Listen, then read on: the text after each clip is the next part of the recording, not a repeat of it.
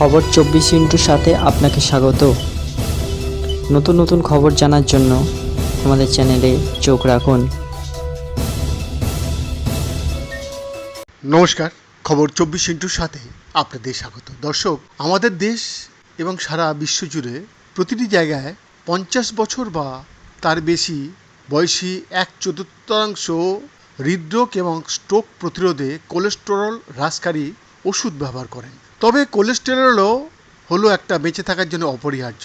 The Australian national ইউনিভার্সিটির বিজ্ঞানীরা এখন বিশ্বাস করতে শুরু করেছেন যে জীবনের একটি বিল্ডিং ব্লক হিসাবে কোলেস্টেরলের মৌলিক ভূমিকা ম্যালেরিয়া সহ মারাত্মক পরজীবী রোগের চিকিৎসার জন্য মূল অস্ত্র হতে পারে। গবেষকরা একটি ট্রোজান হর্স পদ্ধতি তৈরি করেছেন যা ম্যালেরিয়া পরজীবীকে কৌশলে ওষুধের মারাত্মক ডোজ খাওয়ার জন্যে পরজীবীর কোলেস্টেরলের প্রয়োজনীয়তাকে কাজে লাগিয়ে দেয়। ওষুধের সাথে কোলেস্টেরল যুক্ত করে বিজ্ঞানীরা ওষুধগুলিকে পরজীবীতে পাচার করতে পারেন, যেখানে তারা তাদের হত্যার প্রভাব প্রয়োগ করতে পারে। নতুন ট্রোজান হর্স পদ্ধতি ম্যালেরিয়ার জন্য আরও কার্যকর এবং দীর্ঘস্থায়ী চিকিৎসার দিকে পরিচালিত করতে পারে।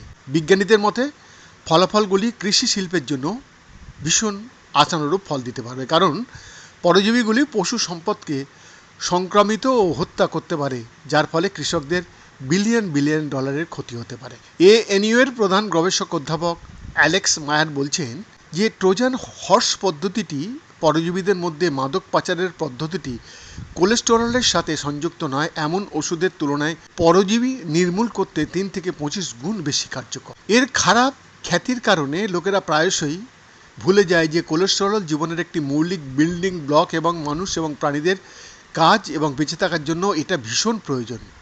তবে পরজীবীরা কোলেস্টেরলের জন্য বিশেষভাবে মরিয়া হয়ে থাকে, কারণ তারা তাদের নিজস্ব তৈরি করার ক্ষমতা হারিয়ে ফেলেছে। প্রফেসর মায়ার বলছেন, যেহেতু পরজীবী তাদের নিজস্ব কোলেস্টেরল তৈরি করতে পারে না, তাই তারা তাদের হোস্টদের কাছ থেকে এটি চুরি করে এবং মজুত করে রাখে। একটি মশা মানুষের মধ্যে ম্যালেরিয়া পরজীবী ছড়িয়ে দেওয়ার পরে পরজীবীগুলি অবশেষে লাল রক্তকোষে প্রবেশ করে, যেখানে তারা প্রতিরোধ ব্যবস্থা থেকে যেখানে থাকে সেখানে লুকিয়ে থাকে।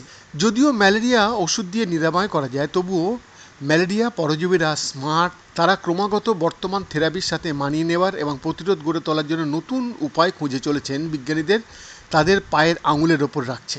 কিন্তু ANU বিজ্ঞানীরা বলছেন যে তাদের নতুন কৌশল, যা কোলেস্টেরলের পর্দার নিচে ওষুধগুলিকে ছদ্মবেশী করে রাখে, সেই দীর্ঘস্থায়ী সমস্যাটির সমাধান করতে পারবে। ম্যালেরিয়ার চিকিৎসার জন্য ব্যবহৃত বিদ্যমান ওষুধগুলি প্যাসিভভাবে প্যারাসাইট দ্বারা গ্রহণ করা হয়, যার অর্থ তারা ততটা কার্যকর নয় যতটা তারা হতে পারে। অধ্যাপক মায়ার বলছেন, কোলেস্টেরলের সাথে ওষুধগুলি সংযুক্ত করার মাধ্যমে পরজীবীটি সক্রিয়ভাবে কোলেস্টেরলকে ধরে রাখে এবং খেয়ে ফেলে। এটি আমাদের প্যারাসাইটের অভ্যন্তরে সর্বোত্তম হত্যা অঞ্চলে মাদক পাচার করতে দেয়, যেখানে ওষুধগুলি সবচেয়ে বেশি ক্ষতি করতে পারে। এই পদ্ধতি ব্যবহার করে আমরা বিদ্যমান ওষুধগুলিকে পুনরায় ব্যবহার করতে পারি, যেগুলি তাদের কামড় হারিয়েছে, এবং সেগুলিকে আবার কার্যকর করতে পারে। মূলত আমরা বিদ্যমান ওষুধগুলিকে নতুন জীবন দিচ্ছি, যা তখন থেকে অপ্রয়োজনীয় হয়ে উঠেছে। এই গবেষণাটি নতুন আরও দক্ষ ওষুধের বিকাশের পথ প্রশস্ত করতে পারবে, যা উৎপাদনের জন্য অনেক সস্তাও হবে। ANU বিজ্ঞানীদের মতে কোলেস্টেরলের সাথে মিলিত ওষুধের এই নতুন ড্রাগ ডেলিভারি সিস্টেমটি ডায়রিয়ার জন্য দায়ী অন্ত্রের রোগ, গিয়ার্ডিয়া সহ অন্যান্য রোগের চিকিৎসার জন্য ব্যবহার করা যেতে পারে। বৈদ্যনাথ দাসের রিপোর্ট, খবর 24/7।